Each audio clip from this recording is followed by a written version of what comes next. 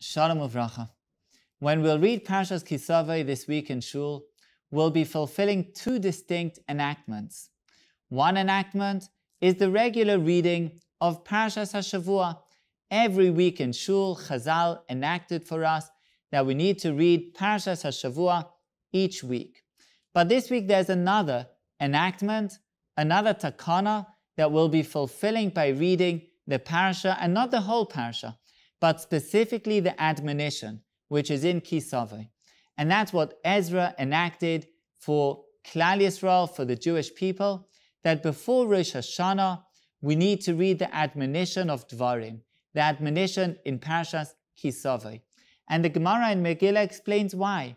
The Gemara says the reason why we need to read the admonition before Rosh Hashanah is in order that shetichle shana v'kiloloiseha, that the year and its klalos, the year and its curses, all of its negativity should come to an end.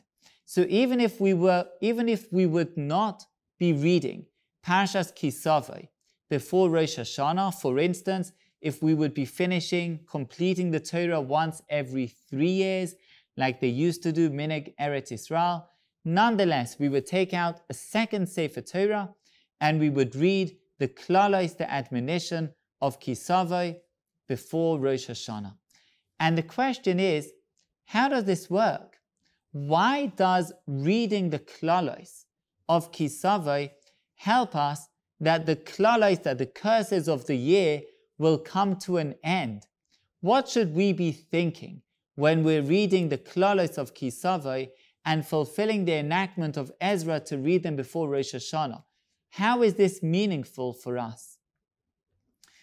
So I think the understanding of this is that whenever something negative happens to us, and Khalila, it shouldn't happen, but this year there have been plenty of negative things. We've had COVID-19, we've had the tragedy of Meron, we've had other things on a public level, and of course on a private, on a personal level. There are plenty of things that happen that we would have wanted that they shouldn't happen.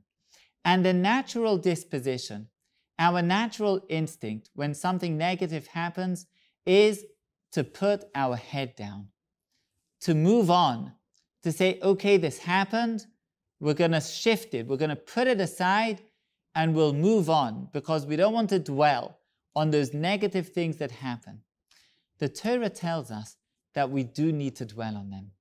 And specifically, we need to place them within a framework of a covenant, of a connection between us and between HaKadosh Baruch Hu. At the end of the admonition, after all of the long curses have been written, the Torah tells us, Moshe Rabbeinu says to the Jewish people, Eile divrei habris, these are the words of a covenant that Hashem struck with the Jewish people. Milvad habris asher kara simam b'chorev, aside from the covenant that was made at Chorev, meaning at Har Sinai, aside from the covenant of the Aseres Hadvarim, what's known as the 10 Commandments that we received at Sinai, there's another bris, another covenant, and that's the covenant of the admonition, of the Toichecha, that we should know that everything that comes, everything that befalls us, isn't by chance. It's not random. Khalila, the Rambam says, somebody who states, somebody who believes that things that happen to us are random, that's midas achzarius. That's cruel. It's cruel because, like Eli Wiesel said and others, the opposite of love isn't hate. The opposite of love is apathy. It's indifference. If things happen just because, if we don't care, then that's cruel. That's the opposite of love. It's the opposite of relationship. If things happen to us, it's not because Hashem doesn't care, Khalila. It's because Hashem does care. It's because He's in relationship with us. And these things have to befall us for some reason. So when we look back upon the year and its hardships and its difficulties, we have to look back and place all of those hardships within the framework of a connection to Hashem. And that connection means something else too.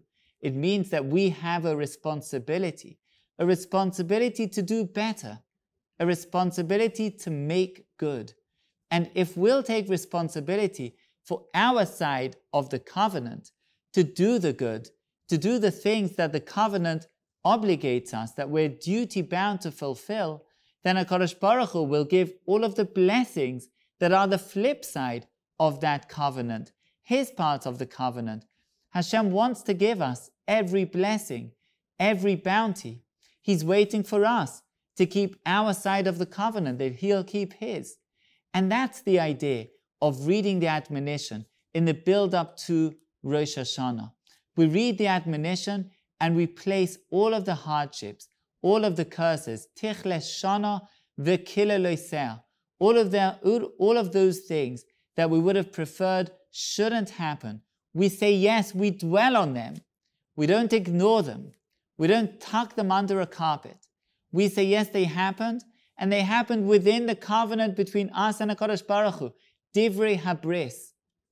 And by saying that, by internalizing that idea and taking the responsibility for keeping the covenant that Hashem expects us to take, then we're zoiche, shetichle shana v'kila loiser, that the year ends with its curses, with its hardships, v'tachel shana u'berchoser, and the new year begins with its blessings, with its bounty, with its goodness. We should all be zoiche to a year filled with health, with blessing, with prosperity, and with feeling the closeness of HaKadosh Baruch Hu to us. We should have a wonderful Shabbos.